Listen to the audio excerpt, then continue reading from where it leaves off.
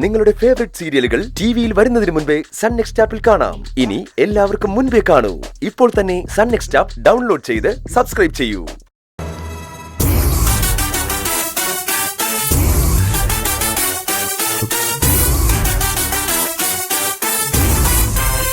നല്ലോമാരാ, നിങ്ങൾക്ക് എന്തെങ്കിലും മിണ്ടിയും പറഞ്ഞൊക്കെ ഇരിക്കാം.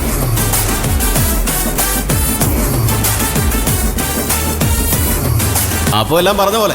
ശരി സാർ. സാറേ, എന്താടാ? എനിക്ക് ഈ സെല്ലിൽ നിന്ന് മാറണം. എന്തോ?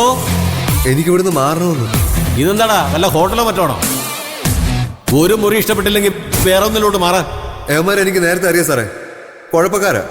നീയോ? നീ നല്ലവനാണോ? സാറേ, എനിക്ക് എന്തെങ്കിലും പറ്റിയാ അതിന്റെ മുഴുവൻ ഉത്തരവാദിത്വവും സാറിനായിരിക്കും. കേട്ടല്ലോ അവൻ പറഞ്ഞത്. എന്തെങ്കിലും ചെയ്യുന്നുണ്ടെങ്കിൽ അടയാളമൊന്നും പുറത്ത് കാണിക്കാതെ ചെയ്യണം. അത് ഞങ്ങൾ ഏറ്റു സാർ. പോലീസുകാരിടിക്കുന്നവരെ ഇടിക്കാൻ ഞങ്ങൾക്ക് നന്നായിട്ടറിയാം. അപ്പോ നിന്റെ പ്രശ്നം തീർന്നല്ലോ. All the best. കാണാനുള്ള യോഗം ഉണ്ടെങ്കിൽ കാണാം.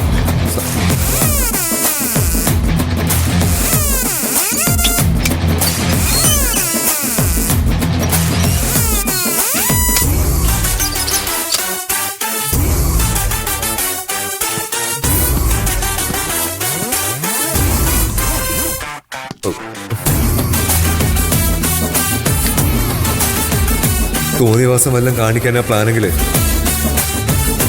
സത്യം പറ, സിദ്ധു അല്ലേ നിങ്ങൾ ഇങ്ങോട്ട് അയച്ചത്? അതെ. നിന്നെ തല്ലണം, അതാണ് കൊട്ടേഷൻ. അവനെ നിങ്ങൾ അനുസരിക്കരുത്, അവൻ ചതിയനാ. എന്നാ പിന്നെ നിന്നെ അനുസരിക്കാം. നീ ചതിയനല്ലല്ലോ. കളിയാക്കണ്ട. ഇവിടുന്ന് പുറത്തിറങ്ങിയ ഞാൻ എന്ത് വേണമെങ്കിലും ചെയ്യാം. എന്നെ ഉപദ്രവിക്കരുത്. നീ എന്ത് തരും? കാശ് തരാം. എത്ര പറഞ്ഞാ മതി. എങ്കിൽ ഞങ്ങളൊന്ന് ആലോചിക്കട്ടെ. എന്നിട്ട് തുക പറയാം. മതി, അത് മതി. ഞാൻ ഒരിക്കലും വാക്ക് മാറ്റില്ല. അതൊക്കെ ഞങ്ങൾക്ക് അറിയാലോ, അല്ലേ? പിന്നല്ലേ.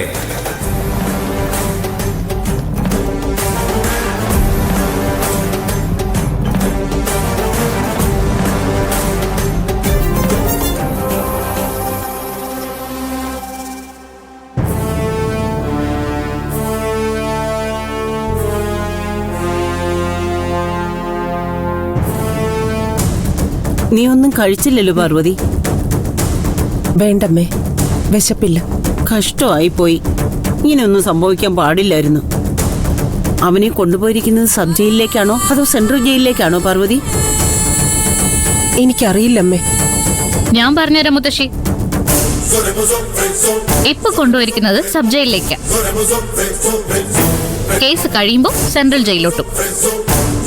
പിന്നെ ജീവിതാവസാനം വരെ അവിടെ തന്നെ ആയിരിക്കും. എല്ലാ കാലവും അതിനകത്ത് തന്നെ ഇടൂന്ന് ഒരുത്തിയും വിചാരിക്കണ്ട. ഞാൻ അവനെ പുറത്തിറക്കും. ഇത് തന്നെയല്ലേ അമ്മ മുമ്പും പറഞ്ഞത്. സ്റ്റേഷനിൽ നിന്ന് ജാമ്യം എടുക്കുമെന്ന് പറഞ്ഞു, കിട്ടിയില്ല. കോടതിയിൽ നിന്ന് ജാമ്യം എടുക്കുമെന്ന് പറഞ്ഞു, അതും കിട്ടിയില്ല. അമ്മ വെറുതെ അവന്റെ പുറകെ നടന്ന് നിരാശപ്പെടണ്ടെന്ന് ഞാൻ പറയും. തെറ്റ് ചെയ്തവര് ശിക്ഷ അനുഭവിക്കട്ടെ അമ്മേ.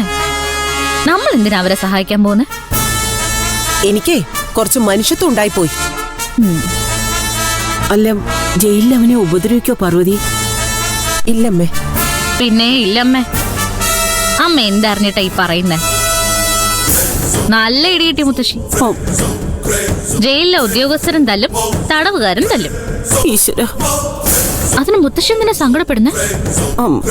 അതുപോലുള്ള കുറ്റങ്ങളാ മുത്തശ്ശി ശരത്ത് ചെയ്തു വെച്ചിരിക്കുന്നെ. ഒരിക്കലും ആരും ഒന്നും കണ്ടുപിടിക്കില്ലെന്ന് അവൻ വിചാരിച്ചത്.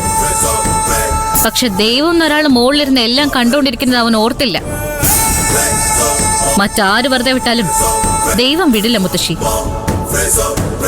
ഇപ്പൊ അവൻ പിടിയിലാവാൻ കാരണേ ദൈവ, അല്ലാതെ നീയല്ല. അമ്മ, ഞാനൊരു കാരണമായിന്ന് മാത്രം. ഞാനല്ലെങ്കിൽ വേറെ ആരെങ്കിലും. അവൻ അകത്ത് പോവേണ്ടവൻ തന്നെ ആയിരുന്നു. അത് അമ്മയ്ക്കും മുത്തശ്ശിക്കൊക്കെ മനസ്സിലാവും എന്നെങ്കിലും. കഷ്ടം. എങ്ങനെ കഴിഞ്ഞിരുന്ന കുട്ടിയെ ഇപ്പൊ ജയിലില്. സുഹൃതക്ഷയം അല്ലാതെ എന്താ ഇപ്പൊ പറയാ?